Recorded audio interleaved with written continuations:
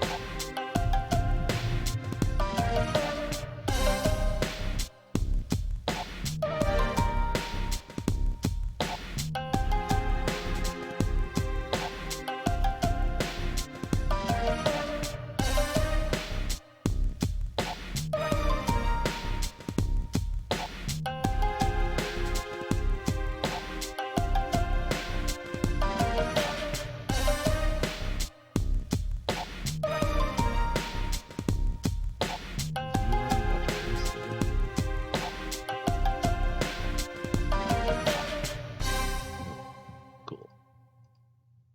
Those are shit.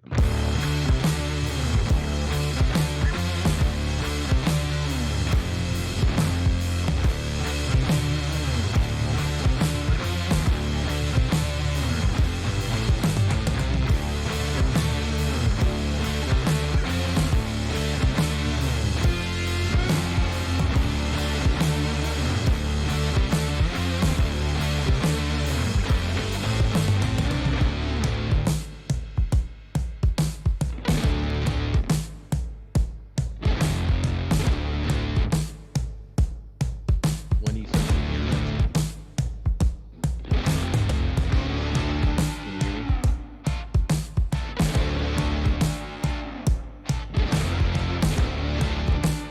it's a quiet place.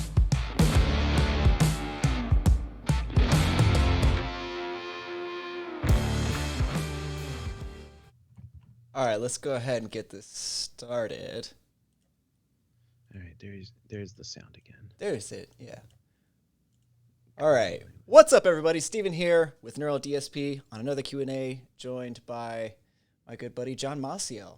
How you doing, John? Doing well, man. Thanks for having me. How are you doing? Fantastic, considering everything that's going on at the moment. Dude, the whole world affected by a bat. Actually, I don't know if it's a real bat. They haven't actually found the legitimate source of the outbreak, which is really interesting. But they won't find that out until they've tested like all throughout the world to find exactly where that's where it came from, which is super gnarly to think. Like, we're seeing an expedited like science process by every country. Essentially, it's like a medical arms race. It's really, really gnarly. Yeah, it's fascinating to watch. Like, this is we're living in unprecedented times.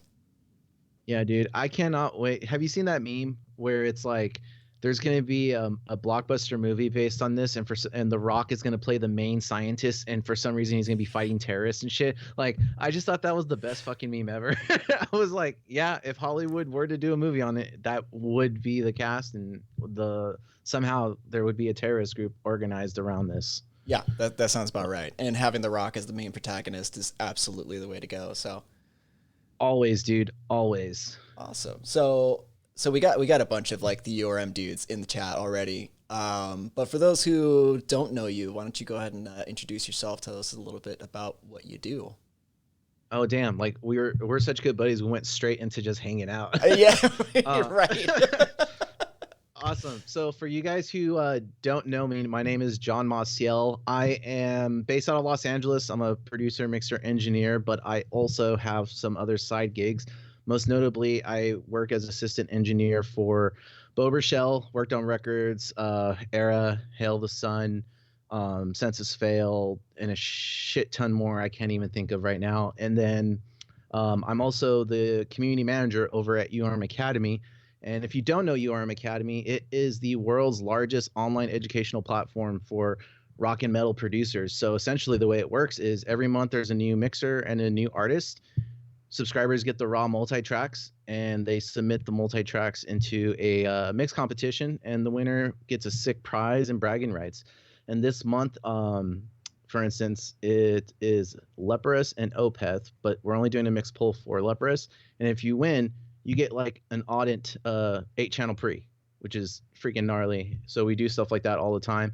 And then I also am the owner operator of my own retail website, Plugin Alley, and that's pretty much it. I guess when I say it out loud, it sounds like I do a lot of shit, but I don't feel like I do. I feel like I operate at like 60% at all times. But yeah, and anyone from URM community that's in here right now hanging out, stoked. We're gonna have a good time. Oh, and before we get started, Steven, Yep. I want to give a shout out to Old Rasputin for giving me the liquid courage that I need to come on and do these public things. Old Rasputin, if you're out there, I'm always seeking another company to work with in affiliation with endorsements of any sort. I would love to let people know and spread the good word. All right, that's enough of me product placing. Yeah. So to anybody who doesn't know, John and I rent rooms right next to each other. If you see right behind him, there's a wall, and my studio is on the other side of that wall. So he and I spent a lot of time hanging out, drinking stouts. And since the quarantine has started, we haven't been able to hang out, drink a stout. So I figured, you know what? Let's just hang out online, and then also at the same time answer any questions so we can, help you guys out, give some value back to you guys, all while drinking and just having a good time. Yeah. I posted in the Neuro group also, guys. So we could talk guitars and everything too, but one thing that, and Steven will attest to this, that I feel like if you guys were to ask these questions right now, it'd be a really cool time. I'm really, really savvy in starting from the ground up and moving career trajectories, and business is kind of, that's where I'm best in the ballpark. So I would love to hear any business like style questions you guys might have. It could be as simple as like, I have an Instagram profile and I want to get more companies to notice my Instagram page. How do I do that? Just something like anything like that. We can talk about that shit, or we can on air check out your Instagrams and shit too. Whatever you guys want. So what I was actually we could definitely do that, and I like we'll get to that. But something I wanted to get to before we start digging into user questions was like, I want to get your take on the current situation and some things that you're seeing people do that might be beneficial to their career, some things that people should be doing more of. Because I see this time as a time that people can take to, take advantage of. It's like there's going to be a lot of downtime for people to educate themselves, practice more, create content. So what's your take on that?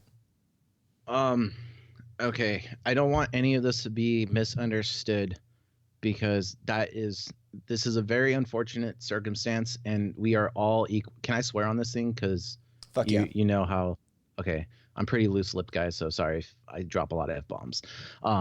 This is a very unfortunate time, and we all are kind of like, out of nowhere, we are all just kind of fucked. And one thing I have noticed is the people who are they genuinely care for their audiences have quadrupled down on building relationships with their existing fan base, and really going down on that rapport lane. And then I've seen the other side of that, where it's not really rapport building, but attention parasites, I call them, because all they do is they latch onto people's feeds and they just like, look at me without giving anything in return. So I think for anyone out there, this is like the best gift you could be given, to really think, what do you really want? And you're not just like social media career, but in life. You're given a pause to kind of really evaluate, are you happy or not happy? And I genuinely feel like a lot of people have been given time to think about that. And if they're true to themselves, they're going to come out of this struggle happier, because they're going to realize life is precious and every opportunity and moment is precious. And what we make of this time now is going to reflect after we're out of this all together. And I'm personally excited to see the people who made the right moves, how much more success they're going to have in the next 18 to 24 months. Whereas the people who were in it for the wrong reasons are going to, their true colors are going to have shown, and they're going to kind of fall by the wayside. But I do think if you are generating an audience or wanting to do anything like this, right now is the time to just be consistent with content and engage with people who are engaging in your content. If you only have one person liking your shit, you better be best friends with that person by the end of this, because that one person can turn into 10 people, and those 10 people can each turn into 10 more. So just be cool and give people stuff that they want to engage in and get their mind off of this shit. So that's my rant. It's pretty solid. I definitely agree with everything you just said. What are some missteps that you're seeing too? I'm kind of curious. You know what? Fuck it. I think people who are fucking live streaming to live stream, without any context or giving anything out is like the worst thing you could do right now. Because that's that whole, you're making it about you situation. You're not giving anything back to anyone. You're just, I want you guys to pay attention to me because everyone's home now. No one gives a fuck, man. That is like, it's literally the equivalent of a band's member adding you to Facebook and spamming your fucking private messages, dude. It's like, it's harassment is what I think of it. And now if you're doing something that's unique and cool, like Grant Clements, shout out to Grant. He did one of the coolest fucking things I've seen so far, where he's building like a preamp, right? But he's live streaming him building a preamp. And me as a nerd, I'm like, first of all, I don't know how to do that. Second, I don't think Grant knows how to do it. So we're watching in real time someone build it. And I'm just like, this is cool. This is something different. He's doing this not only for himself, but he's giving back like, hey, this is me learning on the spot so you guys don't make my same mistakes. That to me is like the right move. Like, do something that is going to give people a reason to watch, not just give you gratification. If I sound angry about it, it's not I'm discouraging people from doing stuff like that. It's just, don't be a attention whore. Be a genuine person who cares about people spending their time, because time, you never get that back. So you don't want to waste someone else's time. That's like the biggest cardinal sin in this industry, is wasting someone else's time. So yeah, don't waste people's time. Think of something cool to do. How is your live stream going to benefit someone else's life? And if you can't answer that, don't do it, because you're just doing it for yourself. Yes.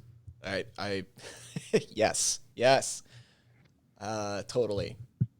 I mean, like, I feel like everybody has such a limited amount of time and attention as it is, that putting out more noise to try and distract people with is just adding to the problem. And it's frustrating. Yeah. Like, we're all one big community. Let's all help each other out, you know? Like, I don't know. I would love to see more live streams on like people working on their cars. It's as opposed to like a YouTube video, just because like how many times have you watched a YouTube video of someone fixing something? You're like, fuck, I wish I could have asked them this one thing if like they ran into this situation before. In real time, if like a mechanic's fixing a car, you could be like, oh, yo, dude, what would you do in this? Oh, hey, John, yeah, I would do this, blah, blah. And they're like, dude, answer my question. Thank you. You've brought value to my life and my time. Thank you. So have something of value to offer to the people who are watching you, and build community and relationships with those who are actually giving you attention and their own time. Yeah, man. If someone's giving you your time, like, respect. Gary Vee says this all the time. It's funny, but he's 100% on it. Like, respect the shit out of that. Like, I don't know. I don't take it lightly. When someone gives me their time, I'm always just like, I don't know why, but shit. All right, I'm gonna keep like. Apparently, something I'm doing is right, so I'm gonna quadruple down on that for them, and hopefully they get more out of that. Right. No, that's really solid. So I have the same question, but for you. Oh yeah. Yeah. Like, what I know. I don't know. I guess I'm a little bit more candid sometimes, but I'm just curious. What have you seen, and you're just like, come on. The thing that I'm definitely seeing is, and it's a lot more noise. It's a lot more people saying like, come check out what I'm doing. And it's not really particularly anything of value or particularly good or entertaining even. It's like people are finding themselves with a whole lot of time right now, so they think, okay, well, I know I need to put out something to grab attention right now. Like, I mean, this is a golden opportunity for anybody who especially wants to get into the content game, right? It's a lot of downtime, and it's a lot of like you can take a lot of time to invest personally at this point. And like, I definitely don't want to belittle people who are just getting into the content game. Like, you're going to be weird, you're going to be awkward, you're not going to know exactly what to say, how to say it at first. But there's definitely like an influx of people who are just like, I just want to try this. And, you know, and it's not, and you can tell that they're just doing it so that way they can get the personal fame or glory. Instead of actually offering anything. Like, you see people post up links to their own stuff and they don't ask questions. They don't try to get feedback. It's just, hey, look at this thing I made, and that's it. Like that's their offer. You know, spend your time, and the only thing like, and you'll immediately get that back. Like, it's not right. Yeah. I think it's funny when we talk about it, because we both had to learn that in this industry, no one gives a fuck.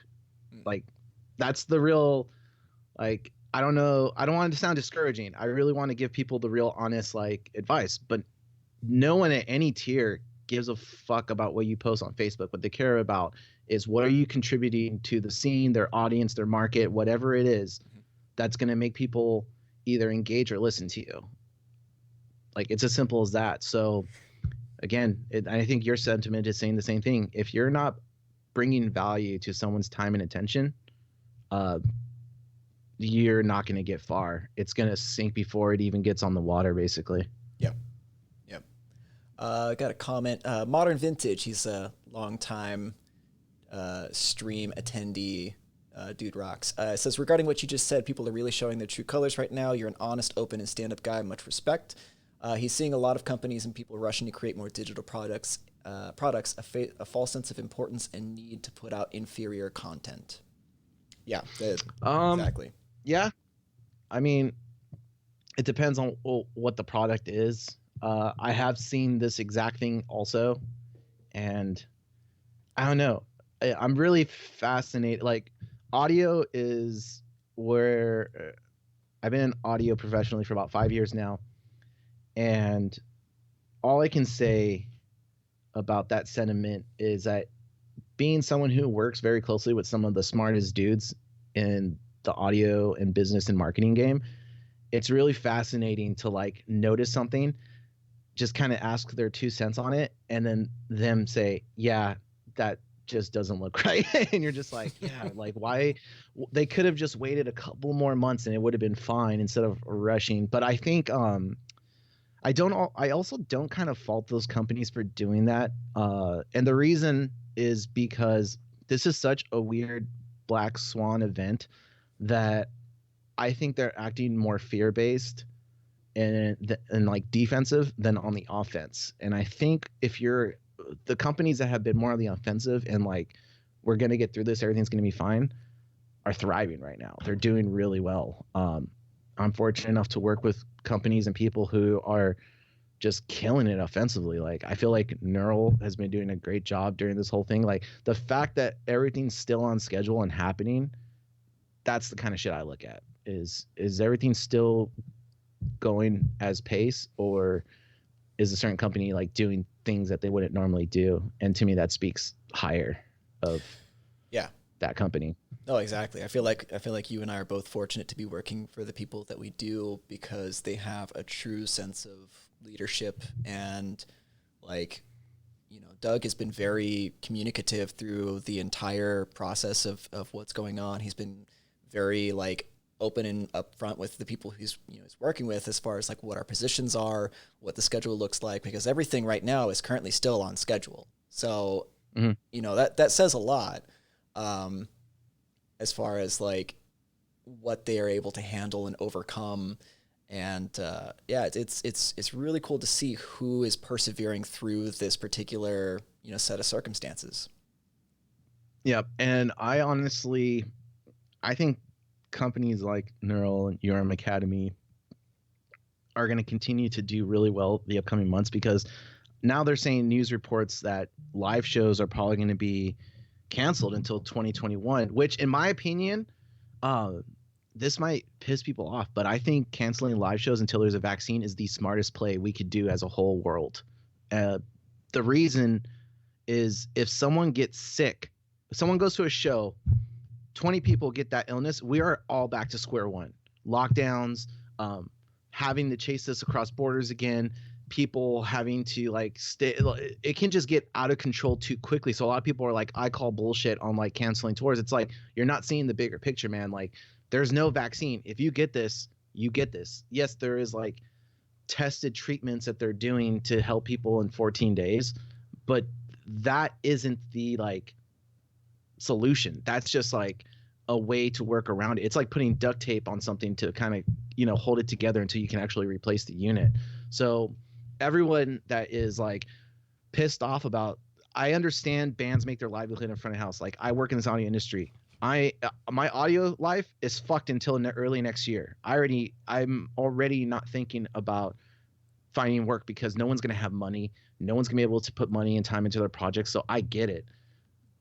But I feel like that is such a small price to pay for the whole world to be okay and cool in like 12 to 18 months when we finally have a vaccine. Mm-hmm. So I don't know. I just think prematurely letting people go to concerts and shit, that's just like, that makes me so nervous, especially us living in LA, where we are such a huge mecca for touring bands and artists and shit. And people come to LA to see shows. So that type of thing makes me really nervous.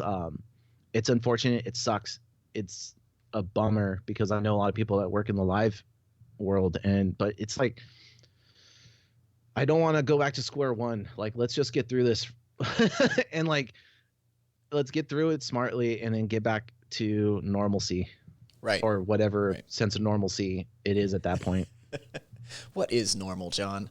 I don't even know. Dude, yeah, no. No, that actually like, kind of brings up an interesting factor. So, like, you are a mix engineer, producer, you're assistant Bo Burchell, you're working with URM. Like, how has this been affecting your personal and work life, aside from, like, obviously, like, you still go to the studio every once in a while to do live streams, mix crits, and stuff like that, because you need the room for, streaming, etc., mixing, whatever. But how is this affecting you personally or in your professional life? To be honest, I feel like we work in our field of the industry, at least for me, nothing much has really changed. I have gotten more remote work. I actually feel like I'm busier now than I was previously, and something that's been taking up a lot of my time. Well, it's always taken up a lot of my time, but the hours have kind of increased, is URM Academy.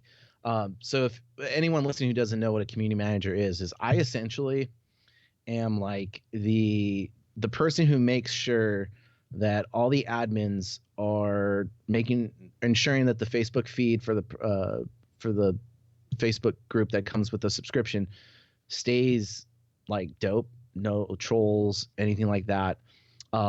All the mixed competitions, other things like that. I basically facilitate and make sure everything's running according to plan that's community based. And one thing we've done that we've never done before is all our courses have been coming on sale, but we've been doing watch parties where essentially we invite everyone in to watch the material that was in the course, and Al is hosting so that he can kind of give a director's commentary while he's doing it. Getting events like that together, making sure those run smoothly. I'm doing like fast tracks, which is like our mini courses on the weekends. So that part of my life is even busier now than it was beforehand, and that was already busy. And then the work with Bo has kind of slowed down a little bit. I still have a couple of my own projects to finish up, but probably by mid-May is when I'm really going to start feeling the effects of the audio side slowing down. And the URM Academy, though, that's the cool part, is like they balance each other out. And I think anyone who's watching that is trying to get into the audio field or do anything where you're kind of an independent contractor in the music world, you need to have at least 3 to 4 type of gigs going on at all times so that one can circumvent the other when things like this happen. Otherwise, you're kind of left dead in the water. It's not like a typical job where you clock in from 9 to 5 and then that's it. This is a very much like it's almost like investing in your portfolio. You want to have different types of things in your portfolio, so when one's down, the other one's recouping by being up, vice versa, and it kind of like does this like thing. So same thing with the audio life. But yeah, I'm fortunate enough where it hasn't really affected my workload as much. That's good. That's good. That actually that segues into a question that Carl had on the Facebook group. I'm gonna paraphrase because I'm not gonna look it up right now, but basically, what essentially it was like, what are your thoughts on like 8-hour workday, or are you always working? Like, is there such thing as a work-life balance? Like, what are your thoughts on that sort of thing? From knowing you personally, I know that you never shut off, right? Like it's just pretty much always on. But I'm curious for your take on that. So my take on it is if you love what you do, it's not work. A lot. I know it sounds cliche, but I love everything that I'm fortunate enough to do. I'm fortunate. I'm lucky. I'm a really lucky like motherfucker when it comes to everything I get to do, the people I get to work with. Like being next door to you, and when I'm like done after 4 hours of straight grinding, I just go knock on your door and we bullshit for like an hour and to like get it out of our system, and then we go back to our rooms and we just like grind again for another 4 hours, and then we call it a day and we go home.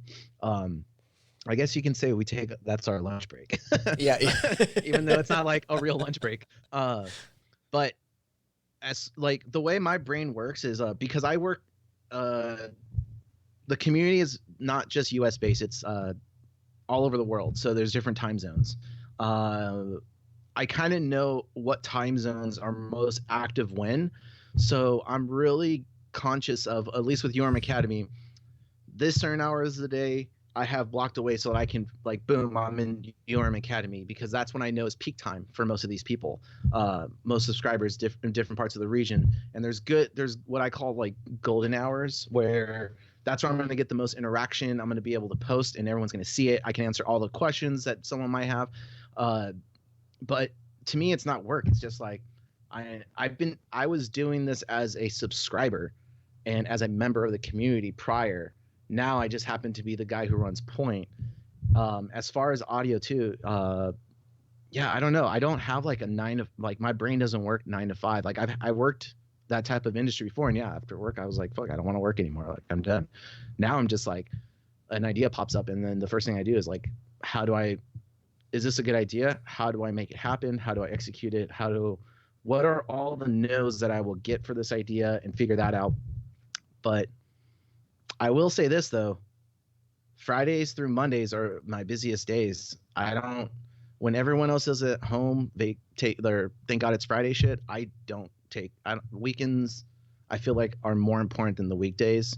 Tuesday through Thursday, I kind of feel like they're whatevers to me. The weekends is the most important time to me. Plus everyone's home, so I'm on. Like I'm always available. I'm always there. People are gonna, submit the most support tickets. I'm gonna get emails about how to fix and put out certain fires. So yeah, I feel like if you like what you do, it's not really work. It's just something you do because of whatever long-term goal you have. Right. And if you keep that mindset, you'll be golden. If anything ever feels like work, I immediately shut down. I have to have fun at everything I do. Yeah. Yeah. I always feel like there's also got to be another element to it as well. Like you and I are both in service to a particular community. Like what we do is helping out the greater amount of people that are a part of this community. So like there's also like I enjoy it because I'm working in audio, and like, yeah, there's some times where things get a little bit tedious, but it's like, it's all in service to helping out the people who are giving you their attention and giving you their, whatever. You know, it's like they come to you for the answers, and you get to help them, you know, in their journey as they continue to step up and advance. Yeah. I think that was said perfectly. Like, our jobs are predicated on if we're helping people or not. Like, honestly, if we weren't helping people, we would be out of the job. And not to toot our own horns, but you have to actually care about helping people too. Yes. You can't fake wanting to help someone. It just, people try, and it sooner or later, it's like when you're in a relationship with someone, and I guess you're trying to, like, they want you to do certain things that you're just naturally not going to do. So you try, and then after a while, it's like I don't know, when you're a kid, your parents would this is actually better. When you're a kid, your parents are like, oh, if you behave for a week, you get like Domino's pizza on Friday for behaving. But then as soon as you have a Domino's pizza, you go back to like what your initial type of like uh, personality traits are. Mm-hmm. So if you don't naturally have a personality trait to want to help people, want to educate, you can only fake it for so long. Like, I hate the phrase fake it till you make it, because it's like, yeah, you can fake it till you make it, but then what happens after you make it? You're back to like sucking, and you're going to fail again. So right. Yes, 100%.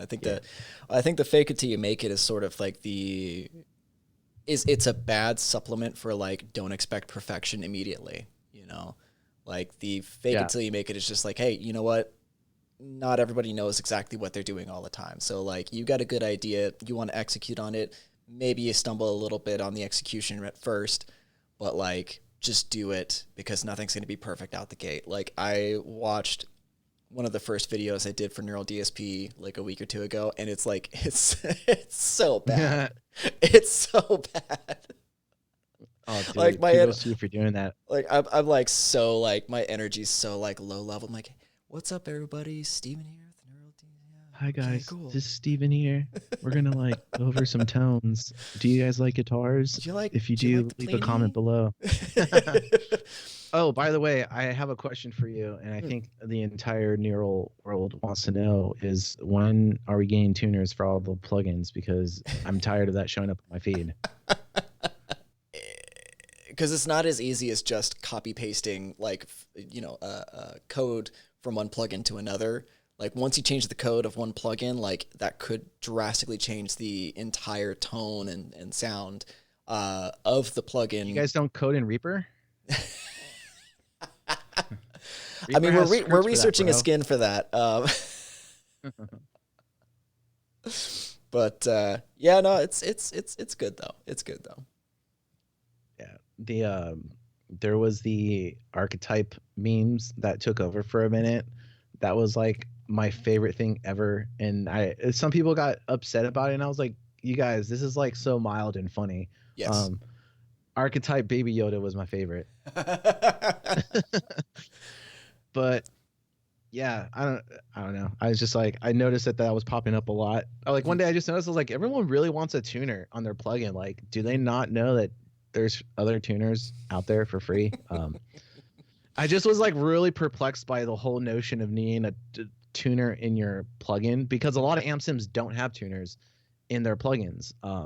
That actually didn't become a thing until about 3 years ago, where plugins were starting to have that. And here's my thing though, also, from an engineering standpoint, the only in the box tuner that I know is pretty accurate is the Polytune strobe tuner. Personally, I've shot it out against other strobe tuners, and it's pretty damn, like, it's pretty crazy impressive on. And shout out to Diego for telling me about that plugin when it was free, because now it's like $100 or something like that. They learned they could charge for their software. But yeah, it's like, it's really weird to me though, because like I feel like tuners are all like programs on a microchip. Maybe I'm incorrect in this. I'm not like a tech savvy dude. But why is it that like that would be so hard to get right as an algorithm inside of a software? Because there's so many plugins that have tuners that are just so inaccurate, and I'm just like, how the fuck is that an A? Like, that does not, dude, that clearly is flat. Like, and I know you've ran into that too as a guitar player, where you're just like, yeah, that says that's A, but no, this is flat still. Like, let me turn it up here. There we go. Oh, interesting. Okay, so Modern Vintage actually has a question. Are there any instruments or analog solutions you feel are missing and would like to see in plugin form? Um, like there are a couple of pedals that I would like to see in plugin form that would make my life incredibly amazing. One of them I think is in the works. Can't talk about it because I actually haven't signed an NDA, but I'm just not going to talk about it. Yeah, yeah. Um, the I don't know, man. Honestly, I'm pretty good on stuff. Like I yeah, I can't think of anything right now besides like this one thing I'm thinking of that I've been like, man, I wish I had this in the box. Hmm. Um, I wanted a distressor in the box. Empirical Labs made the Arouser, which is freaking phenomenal. Brainworks made the SSL plugin, which yeah, I can't show you guys, but I have the SSL EQs and compressors in the studio next to me, 8 channels thanks to Miami. And I also went to school and worked on an SSL console in a school, so I knew that sound. And I could never use the wave plugins because they just didn't have that. When you push an SSL console all the way up, like you watch CLA, TLA, and other dudes do, when they push that to 15 plus dB gain on the EQs, it doesn't sound like the plugin sounds kind of brittle sometimes. It doesn't sound like that in the analog world. It sounds like musical. I don't know how to explain it, but that's why a lot of like pieces of gear they boost the shit out of the top end because it doesn't get like brittle. It doesn't get really weird. It just like it has this sheen and this bite to it, and it's like the greatest sound on earth when you do it. Whereas when you do it in some of the plugins, it's you can only push it so far until you're like, oh, okay, that's like past the point of where it can go, and then you back it off. Hmm. Hmm. Nice. But yeah, I can't think of any. I don't know. I feel like we're kind of at this like dawn of the golden age for like digital production and mixing and mastering. Yeah, like guitar tones. I grew up using a Mesa triple rec and using amps. Uh, then I got the Axe Effects when I was still in a band and playing shows. And the reason I got the Axe Effects was one, I could use the same sounds in the studio live, and then two, I could program the MIDI. So our set list, I press play, and all the channels would be switched on both our Axe Effects as live. And then when I got out of the live shows and back into recording, the amps at this point, the amp sims had gotten so good in my opinion, where I was just like, I don't need to own this gear. And I attest to this all the time. Like I tell people, like I personally have never had someone beat, like I've sent DIs to people to reamp and beat my amp sim tone.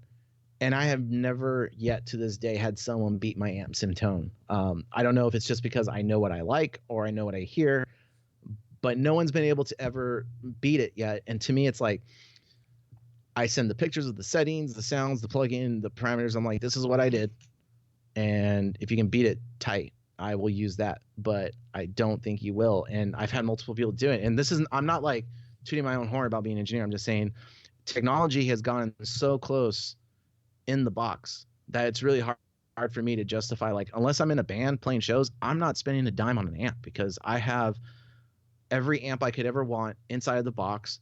I don't have to change the tubes.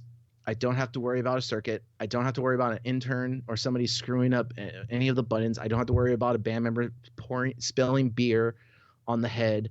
I don't have to worry about someone moving the mic on the cabinet or someone tripping over the mic. Like there's just so many benefits to being in the box. And as long as the company is around, in a couple years from now, if I had to go back, like I have an EP right now I'm mixing, and the guy wanted pretty much a lot of the same tones from the last record we did together. And guess what? Had I used an amp, I would be chasing myself in circles trying to recreate the tones that he wanted again for those guitars. I just go in and I pull those settings into the new session, and guess what? He's like, fuck yeah, that's the tone. That's the tone, dude. And I'm like, yeah, like you loved the tone so much, you wanted it again. And I didn't have to fucking do any guesswork. And also, there are other resources available that will make pulling up these amp tones easier, but I will say they don't sound the same. Hmm. It can get you close, But some clients have such an ear, they're like, nope, that's not it, dude. Like the saturation breaks up a little bit here at like the top end, and I already know that means like the 6K isn't right, and I can't EQ that shit in or out because that original tone thing isn't there. So in the box, I'm just safer when I use amp sims, and it's like when like the Polini, which is my favorite neural plugin, has the best fucking cleans on, and like the lead. As soon as you put that that plugin on, that lead tone is like the tone that every guitarist wants. Like you put that on, and they're just like, "Oh, dude, that's the lead tone I wanted." And you're just like, "Of course it is. I know it is because I've been a guitar player my whole life. I know, like, I'm your people. I know." But that's the cool part about doing all this shit is that yes, you could use amps and they're cool. I think it's always fun to use an amp if you can. Mm-hmm.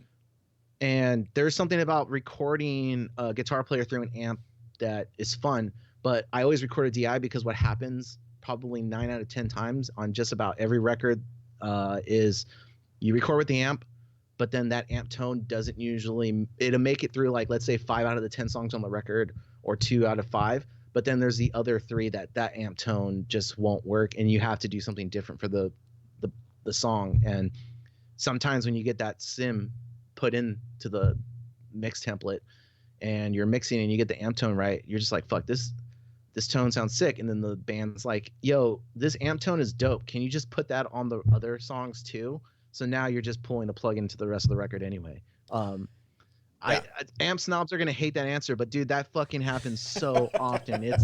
It's I'm not bullshitting. I've seen it, and like at the end of the day, guitar tones don't really sell records. Songs sell records, and if it justifies the song sounding great at the end, that's what people are going to buy. And then if you become a guitar player, you start focusing on the tones. But here's the thing too: is like most of the time when you get those tones recreated, Steven, you recreate tones. On their own, they don't sound the best. They're kind of like, oh, this is kind of weird. But then when you put it in the track, you're like, oh, okay, this makes sense. This is a sick tone. But on its own, you're like, this is a weird, like, this is not right. No, I that's such a huge thing because the thing, like, the tones that I start with, like, whenever I'm doing like the artist tone videos or whatever, the tone that I start with versus like the tone at the very end is so different. Like just because always everything has to fit together, everything has to get EQ'd and compressed to like work with one another. So like, yeah, like I always give out like the presets at the end, and it's like that's my approximation of what the guitars sound like at the beginning. But then like if you listen to that versus the end result, like they're very, very drastically different. They have to be. I've only seen one record where the guitar tones were left intact and everything else was mixed around the guitar tones because that's what the band wanted. And other than that, the tones are always different. And I don't know. I feel, it's really hard to convince me to use like analog outboard gear. You've been around me in Miami when we had these discussions and debates, and like, he's like, I think recording in with analog gear is dope and cool. But when it comes to mixing, no one will ever convince me to use analog gear for mixing or anything, just because if I pull up a session, I want everything there. And if I know that a certain sound is not going to change, I just print it and I save the preset or the chain of what the plugins were that created that sound. Mm-hmm. And then I just forget about it. And then when someone's like, oh, what was that sound that was used on that? I want that again. I'm like, okay, cool. Let me just pull that up. Boom, done. But yeah, when it comes to amps, man, it's really hard to convince me to use amps. I haven't used an actual amp for a record. Okay, I did one time like almost a year ago, but that was like the first time in like 4 or 5 years. Well, there's a measure of consistency, but not only that, but also like the quickness of workflow that it offers you, and flexibility is just so alluring. Like using a real head, I get it. I get it. Like Scotty Dog posted, he says, I've been seriously considering moving to entirely to amp sims and cut out maintenance costs, etc. on real amps, but I really like amps. And it's like, yeah, no, I like amps, but also I got shit to do. Like the thought of implementing real amplifiers into my workflow just exhausts me. Like I can't take that time. I feel like most bands budgets I work with personally, this might piss some people off. I just feel like there's not enough money in the budgets to warrant me using an amp and going down that rabbit hole. Now, if they're a label band or they have money, sure, I'll go down that journey with you, because you know what? The budget justifies my time troubleshooting that.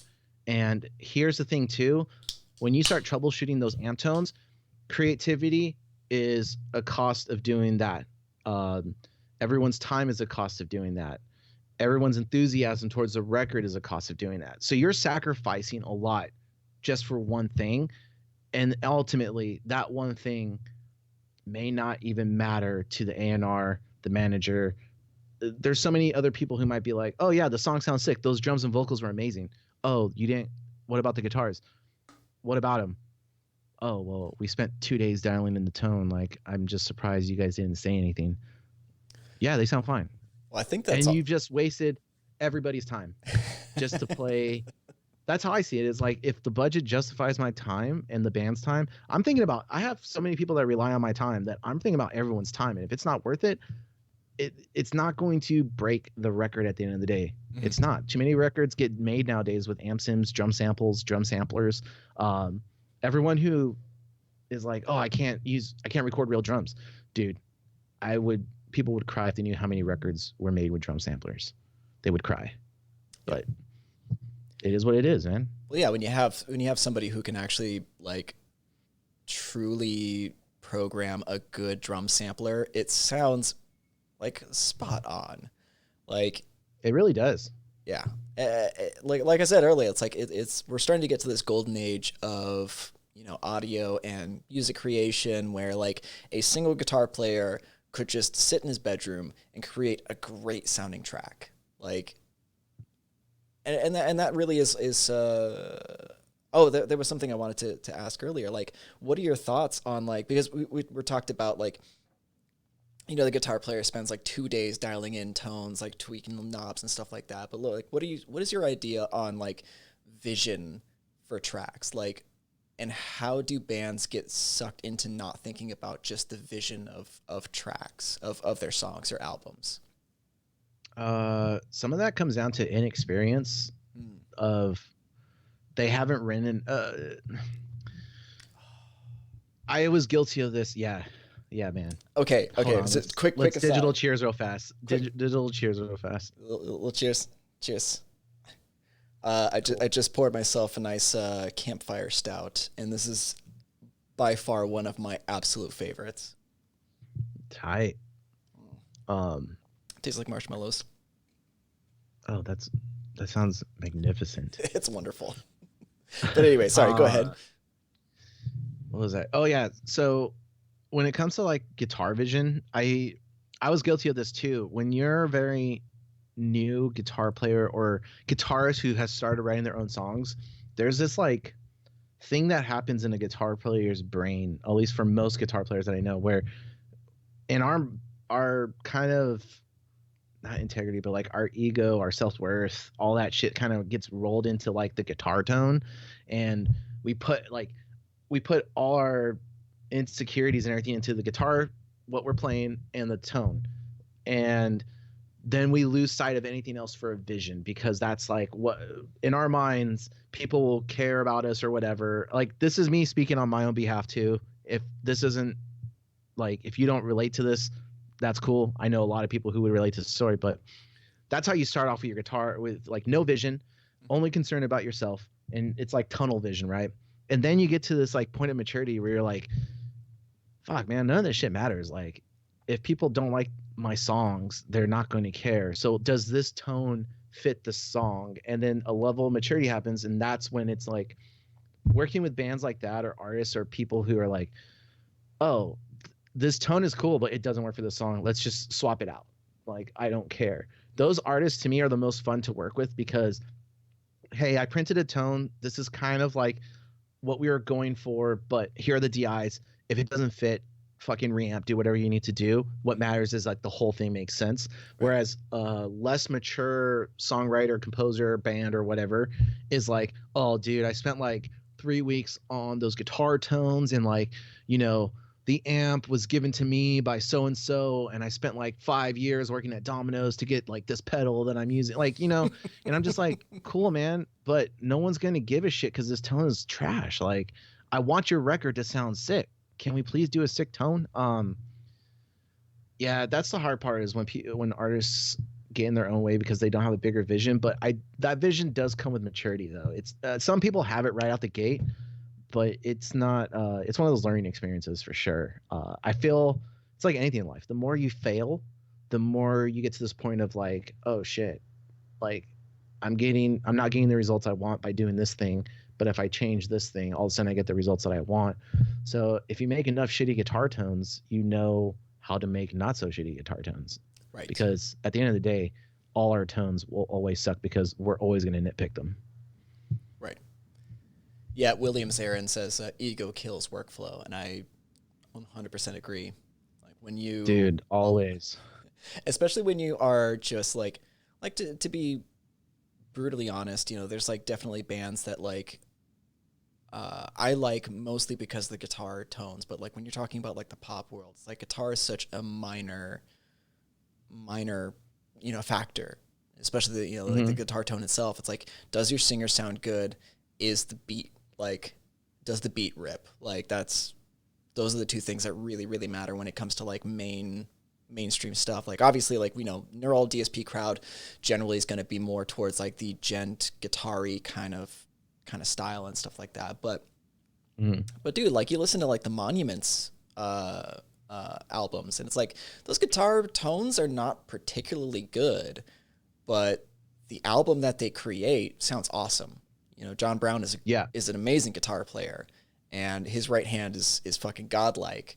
You know, the guitar tones themselves, again, like he totally understands. I watched him talk about his live tones on the Nail the Mix. You know, it's like, yeah, it's like he used like Pod Farm, you know, and it's like they're not great tones, but they make the vision work. Yeah, it's you know, if you're doing a guitar record, then yeah, obviously it's different. I'm glad you brought up the point about pop music, because I spend a lot of time listening to pop and dealing with people who want pop elements, and guitar tone is also very specific to genres and what you're trying to do. And I do think it is very important, though, to understand guitar tones in different genres if you are an engineer or mixer. Having your preference is one thing, but knowing what's appropriate for each genre is even more important, because I've done records where I'm mixing trap rock and metal and metalcore and other types of things, and the guitar tone, though, is very pop and in the background and very thin, but the rest of the track is very like in your face abrasive, right? And the only way you're able to, if you know what these guitar tones are supposed to sound like, and what, more importantly, what amps were used, then you can easily, when an artist is like, oh, I want to have this type of tone, boom, you pull up the amp sim that you know is going to get you 80% there, you dial it into taste.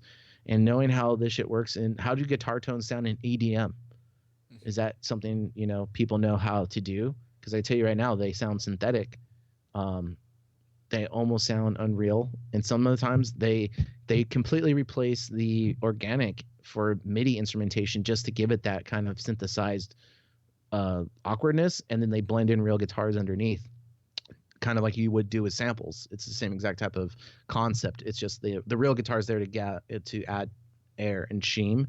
And then like country, like that, those guitars are arguably as important as the vocal and as the drums, but then the bass is kind of like on the side. So yeah, knowing what's appropriate for what genres, what tones you can use, but don't let amps or anything hold you back from making killer records at the end of the day. And if you don't have a vision, probably should take a pause until you do.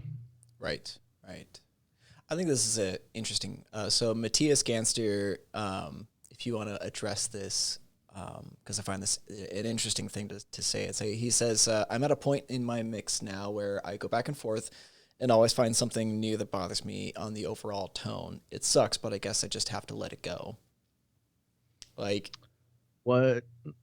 So when you say it sucks, is it Okay, let's go rabbit hole question. So something that I forgot to mention too before I became community manager with URM, and Steven knows this. I used to give mix crits for like a year and a half, where I would do like 200 calls a month, where I would help people fix their mixes. When someone says a statement like this, I the first thing I ask is like, have you cleared out your amp sound and redialed in just the amp sound with the mix playing and moved like your knob? So like you clear, duplicate the track, clear everything off of it, right? You pull in whatever amp sim you think is the right sim, but I would always say pick another 2 or 3. Just on default, bypass until the one amp tone that kind of sticks out. And that's the tone you actually want to go with. Not the one you want to use, but the one that makes sense contextually in the track. Then from there, go to your cab section and move the mics or change the IRs until the amp tone comes forward a little bit more in the articulation. No fizz, just articulation, everything. If you can get those 2 parts right, the rest of the guitar tone mixes itself. Because at that point, you're listening for, do I need more low end or is there too much low end? Let me dial back the bass. Is there not enough top end shimmer? Bring up the presence. Maybe there's too much shimmer, dial back the treble a little bit, create like a different type of like a curve. Listen to what's happening, and then maybe the amp sound is right, but the cab's wrong. Then go down the cab rabbit hole and find a couple that sound good. Or if you're listening to a record as a reference, what kind of cabs did they use on that record? Go try to find IRs that fit that cab to see if you can find that sound that you're looking for. But if you're going back and forth and you're trying to work a tone, that tone might not be the tone for the record. Going back to vision, that might not be the tone for your vision.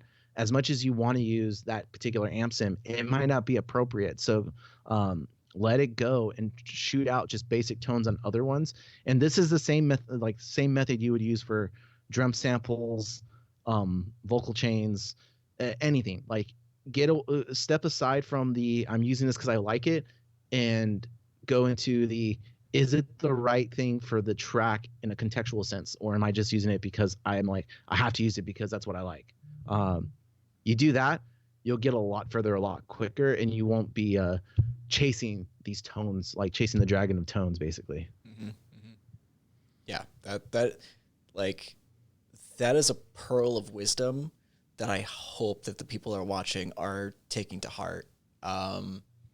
Like in my, like I have like templates for my artist tone series. Like I have tracks set up that have like all of my neural DSP plugins in, and I just go through, switch them on and off, and just play a few notes, and then switch to the next one, play a few notes until I find that one that, like you said, it just kind of like sticks out the most, and then go to the impulse response, and then et cetera, et cetera. But like, yeah, that's like one of the most valuable nuggets as far as like guitar players who are watching this that want to dial in their tone better are gonna find. Like it's that was perfectly said.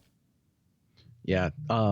I stole that trick from Bo actually, because one time I was having issues with getting my snare to fit, and he was like, here's the secret: MIDI out or trigger your snare, one snare, and go through your samples until that one snare is 90% the snare sound that you need, and that is the sound of the snare for that song, and then find another sample that reinforces that snare. And with natural snares, the same thing. He's like, if the natural snare is cutting through, leave it alone, and just, what is it missing? More low, mid, umph? Go find a low, mid, umph snare sample that fits. Tune it to the track. Like, and as soon as I learned that trick, everything else in life just got easier to mix and a lot faster. And like, I stopped caring about, I'm mixing an EP right now, and the first song is just about done, and I had this exact same issue. I went through the guitars like 6 times because I was like, the client was okay with them, but I wasn't. And I'm like, I know these tones can sound better contextually for the record. Like I just went down that rabbit hole until I found the right sound, and I'm doing it again for another track. And it's going to probably be like that for every single track, but I'm not married to like, oh, this is the amp sound of the record, because I switch amp tones in the verses and in the choruses and in the bridge. I can't keep them. So I had to change. The tones are, they're a blend. So there's more of one tone, less of another tone. There's another print with a little bit less gain on another. So yeah, what makes sense contextually. And if you follow this format, you will be very successful very early on in your career. And if anyone watches this live stream in like the next month or so, if you take away anything from this conversation, that is honestly the biggest trick of the industry from pros is they're not married to any particular sound or anything. Just experiment. Well, it's everything has to be in service to the track.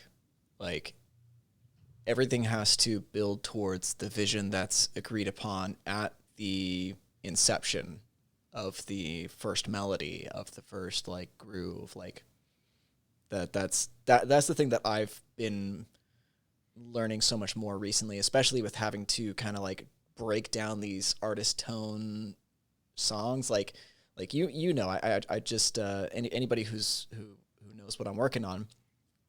I'm currently working on an artist tone video series for the band Thrice, and the track, like at the very outset when I pick a song, I have to ask like, okay, what's the overall vision that they had going into the song? Like, individual tones are like, you know, part and parcel, but I think that if you can anticipate what the vision was that they had for the song, like everything else kind of falls into place. Like there's much less guesswork as it goes. Yeah, this is a great point. I think a lot of you guys like listening. A lot of us start off by learning songs on guitar that we love, and we take that vision, and then we later become our own songwriters in bands or for ourselves. When you start doing audio, I feel like the biggest thing that gets in people's way is they don't start off by trying to recreate covers. Like, it's the same concept as doing the guitar thing, but you try to recreate those guitar sounds, those drum sounds, everything you just said, to get to where the vision is at and understand how they all interplay off one another and they're towards a bigger contextual whole.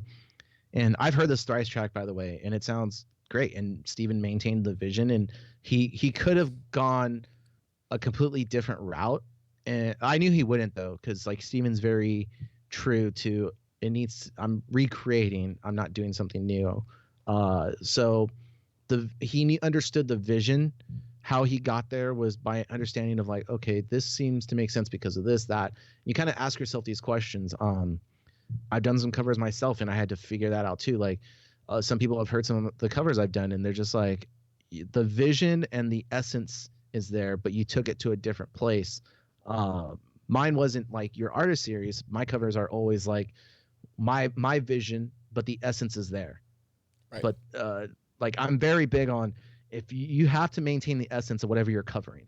Mm-hmm. And if you can't figure out what the essence of that track is, don't cover it because you're not ready. And it's not to discourage you. It's just, you have to it's like understanding someone's personality, their core, what actually gets them like off, what makes them who they are.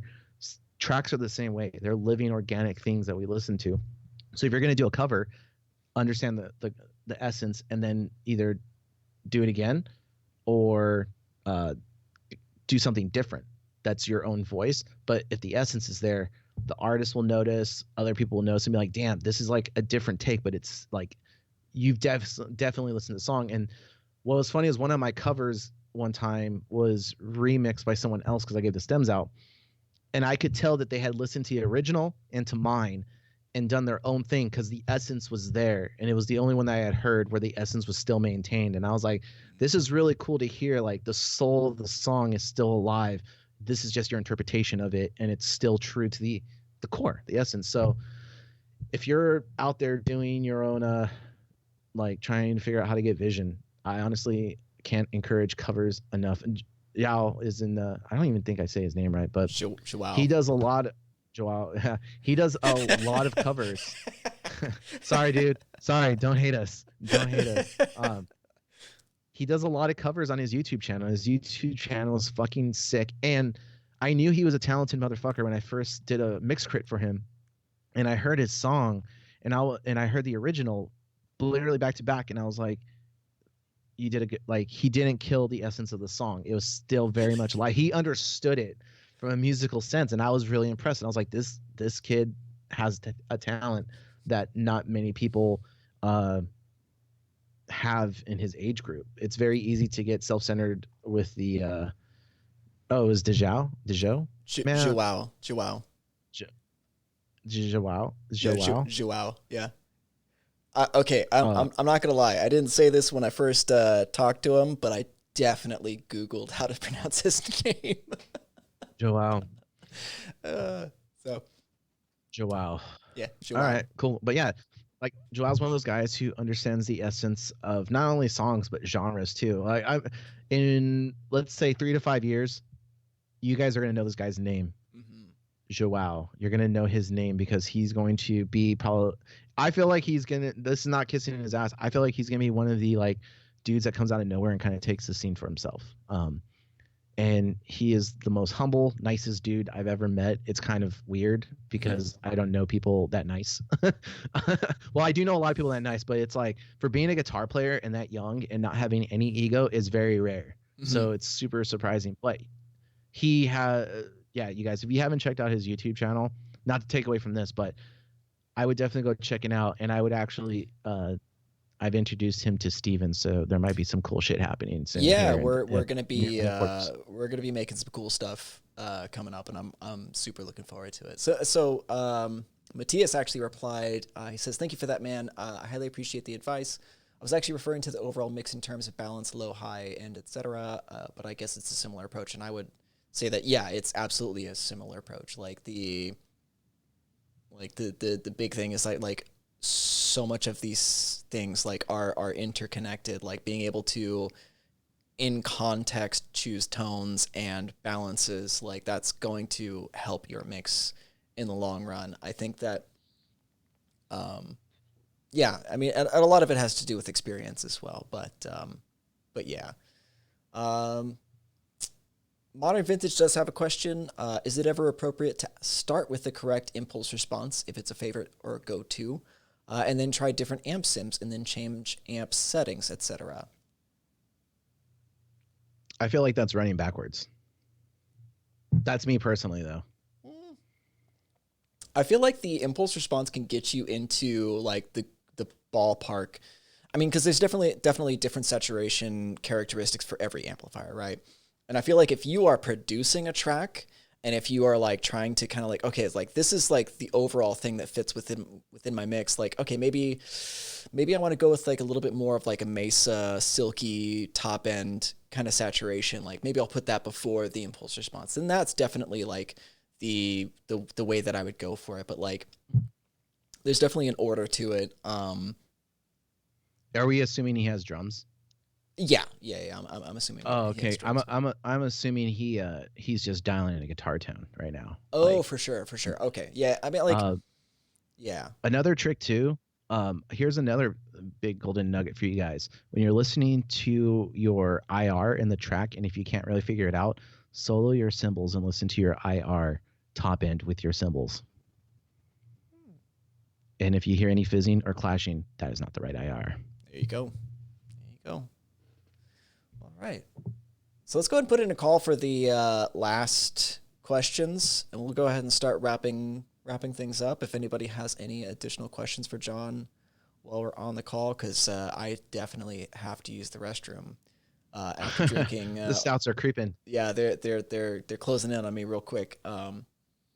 Also, anyone like modern vintage, I think Michael D8393, or anyone who asked a question today, what I am going to do is hook you guys up with a month of URM enhanced on the house. Mhm. So as soon as this live stream is done, email john.maciel at urm.academy, john.maciel at urm.academy. Just email me saying you were on you asked a question during the neural live stream, what your tag was or name, and I will set you up with a month of URM enhanced, which is our like top tier thing. Yeah, honestly, like, so I've been subscriber for Nail the Mix for quite a while, so I can vouch towards the quality of the product they're putting forth, the community that they hold, and like the opportunities that they put forth. So yeah, if you guys are in here, you asked a question, like hit them up.